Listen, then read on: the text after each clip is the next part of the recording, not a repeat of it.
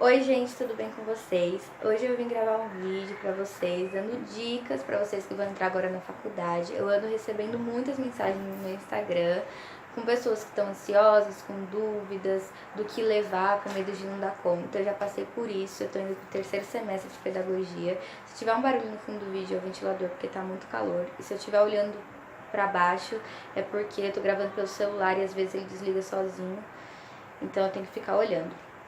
E eu trouxe algumas dicas aqui que eu acho muito importante. Inclusive, se vocês não me seguem no Instagram, eu vou deixar o link aqui embaixo, passando aqui em cima também. Lá eu sempre tô dando dicas de planejamento, de organização e mostrando minha rotina também como estudante. Então, a primeira dica são os materiais, né, que vocês sempre perguntam, o que realmente é necessário levar. E assim, as três coisas fundamentais é marca-texto, porque tem muito texto para ler e a gente tem que estudar aqueles textos, então tem que grifar, tem que anotar. Principalmente no primeiro semestre, é bem teórico, independente da área que você for seguir. Um caderninho ou bloquinho de anotações para anotar as datas, os trabalhos, senão a gente realmente se perde, porque tem bastante coisa. Se você for uma pessoa mais virtual, você pode anotar pelo celular mesmo, mas se você for mais do papel como eu, aí eu aconselho ter um caderninho ou um bloquinho e uma pasta sanfonada. Você pode comprar também várias pastas e organizar as folhas ali, mas eu acho que a pasta sanfonada compensa mais, porque ela já vem já com as divisórias. Porque assim, a gente tem muito papel, principalmente quem vai estudar pedagogia, muito papel. E por mais que você leia as coisas em PDF, eu leio algumas coisas em PDF, tem os resumos, tem as atividades, então vai ter muito papel. Então, para não se perder e não perder papel, é melhor ter uma pasta sanfonada, que eu acho muito necessário. Caderno depende muito de quantas matérias vocês vão ter, mas eu acho que 10 é o suficiente, um caderno de 10 matérias, ou fichário que você pode repor, tirar as folhas, e aí depois você vê o que fica melhor para você nos próximos semestres.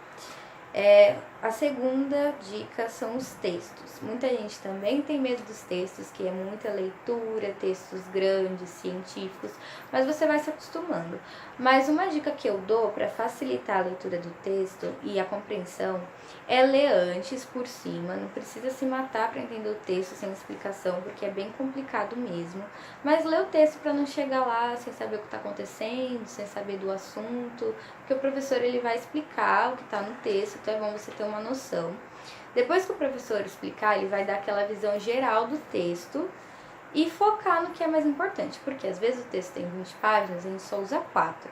Então é bom, aí depois, né, que o professor explicar, você lê de novo o texto quando estiver perto da prova, só que sempre focando no que é mais importante, no que o professor falou. Porque às vezes o texto tem 20 páginas, né, como eu falei, aí a gente usa 4, só que a gente se mata para estudar o texto inteiro e esquece daquela parte mais importante. Aí a gente estudou o fim, o começo, esqueceu da parte central, faz um resumo da parte central do texto e as palavras que você não entender, você pesquisa no dicionário, é bom que enriquece seu vocabulário também. E então, assim, é bem mais simples de entender os textos. Aí já entra no prestar atenção, né? A próxima dica é a atenção na aula, que entra um pouco no que eu falei, de você prestar atenção no que o professor está falando, o professor está explicando, porque os professores, eles mais falam que escrevem. Raramente eles escrevem alguma coisa na lousa e quando escreve é o tópico, sabe? Como se fosse slide. Então anota o que ele fala de importante, porque às vezes passa a aula toda anotando, não prestou atenção em nada que o professor falou, só no que anotou e depois não lembra. Então anota o que você achar importante, porque se for esperar o professor falar, ó, ele até fala, anota isso aqui que é importante. Eles falam sim, mas não é tudo. Então a gente tem que filtrar ali o que a gente acha mais importante. Rotina de estudos. Nós, estudantes, precisamos ter uma rotina de estudos. Por mais que você trabalhe, eu sei que tem gente que trabalha, tem filho, aí é claro que você não vai conseguir estudar, separar um tempo ali do seu dia para estudar muitas horas. Então, o que eu aconselho? Você ler ou repassar, passar limpo outra folha, a matéria que você teve no dia. É bem mais fácil você passar a matéria que você teve no dia, porque é um assunto. É muito melhor do que deixar acumular 2, 3 semanas, que já vão ser 3 assuntos. Então, você foi pra aula, não sei se você estuda à noite, Aí o dia seguinte, quando você chegar em casa, quando você estiver indo para casa, indo pro trabalho, dá uma revisada, lê, você vai entender, você vai lembrar de novo o que teve, e depois no final de semana ou você faz os resumos ou você separa para aquela matéria que você teve mais dificuldade, que você realmente precisa sentar e tirar as dúvidas.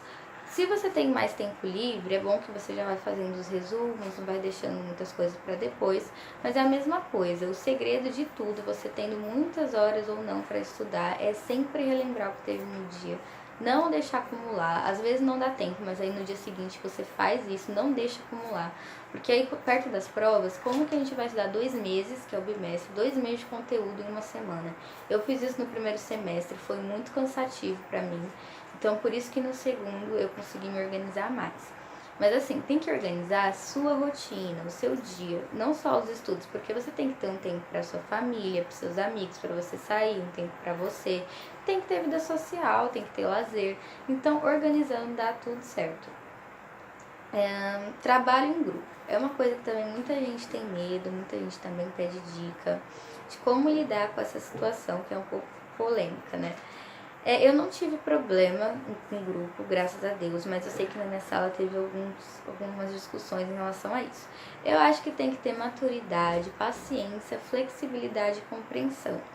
Por quê? Eu acho assim, se a pessoa ela não tá fazendo nada, chega nela, você e seu grupo pessoalmente, porque pelo WhatsApp ela pode te ignorar, pode ser grossa, coisa que ela não seria pessoalmente.